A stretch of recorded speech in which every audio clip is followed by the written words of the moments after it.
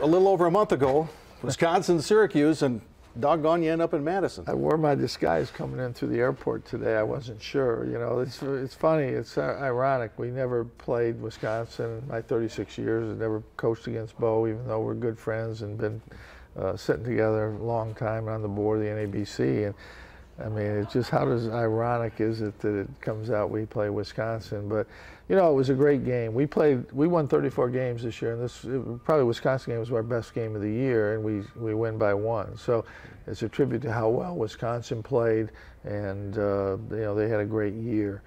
Sometimes when you lose, it's always disappointing. I've lost 28 times in the NCAA tournament, so I know a little bit about it. But you feel a lot better when you play well.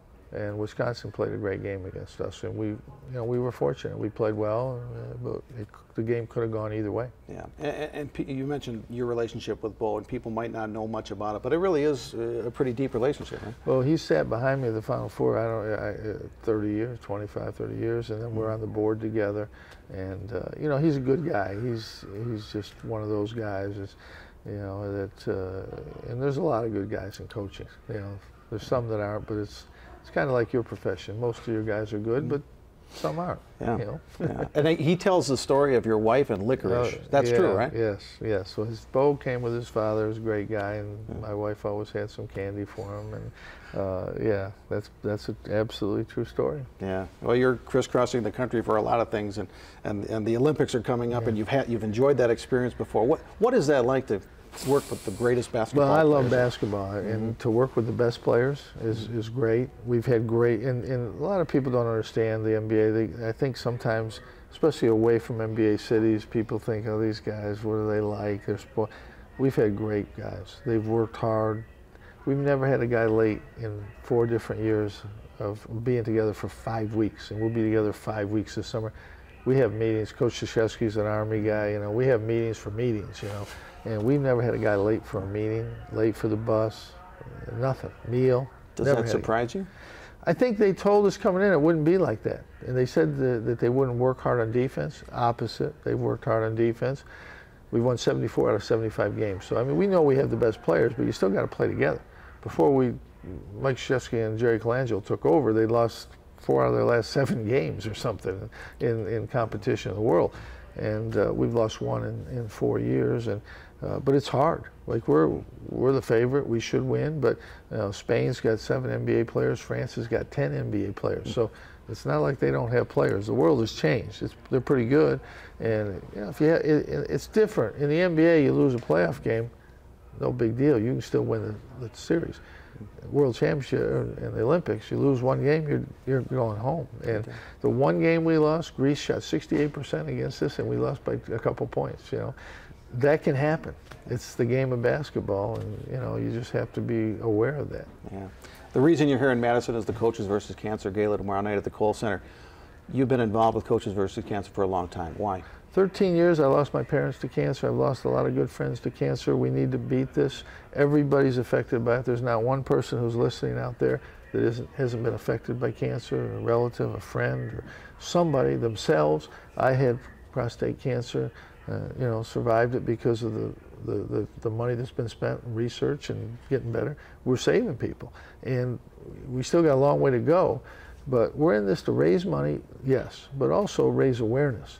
Everybody in Syracuse, everybody in Madison knows about cancer, and we talk, and I'm sure Bo talks all the time, get tested.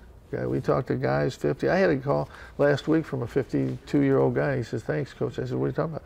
Well, I got tested, and I had cancer, and it's treatable. I would have never got tested.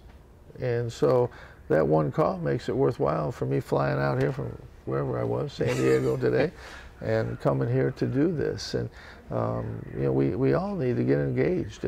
It's kind of ironic to me when there's so many people that really do well and are successful, and they really don't give back very much. And as coaches, you know, we're nothing without our fans, without people coming to our games and supporting us.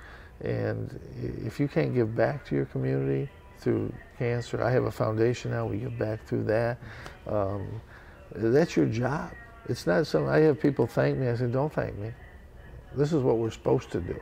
and TV stations are supposed to do, radio stations are supposed to do, and do.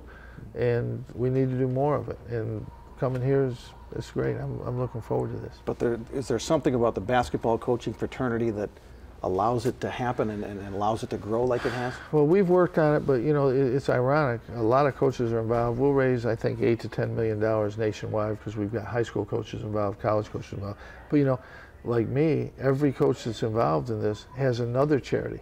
We raised $100,000 for Make-A-Wish this year in Syracuse. We raised $100,000 for the Boys and Girls Club in Syracuse. So every coach is doing a lot of other things. But I was impressed. I was in San Diego, and Barry Zito raised $1 million for wounded warriors, and doesn't want anybody to know about it. He goes to the hospital. I went to the hospital, the Naval Hospital, seeing guys just coming back from Afghanistan and working through trying to get back to recovery. And I'm wondering to myself, why aren't we doing more for people like that? And it's a good question. And I live in a community where people do a lot. I'm sure people in Madison do a lot. And I think we do something, but I think we can do more. And coaches do that. A lot of times you don't read about that. You read about the coach that didn't do something right. And that happens. We're human. We make a lot of mistakes too. It has to be awful gratifying, though, when you see your efforts pay off. Yeah, I'm so happy. We had our gala last week. We had 800 people, and we raised a lot of money. And that, I mean, there's nothing makes you feel better than that. We have a kid who has brain cancer who's been coming to our practice for 3 years. And he means more to our team, I think, than I do. Because our players look to him, and he's there, he's at games, and they don't want to let him down. They want to win games. And he's been coming for 3 years. We've won the most games in Syracuse basketball history these 3 years. So, I mean, I'm sure it's more than that, but I look at it and think about it sometimes. Well, welcome to Madison, and you have nothing to fear from Badger fans tomorrow night, I'm sure. I know. Thank you. Thanks for having me. Appreciate it. Thank you.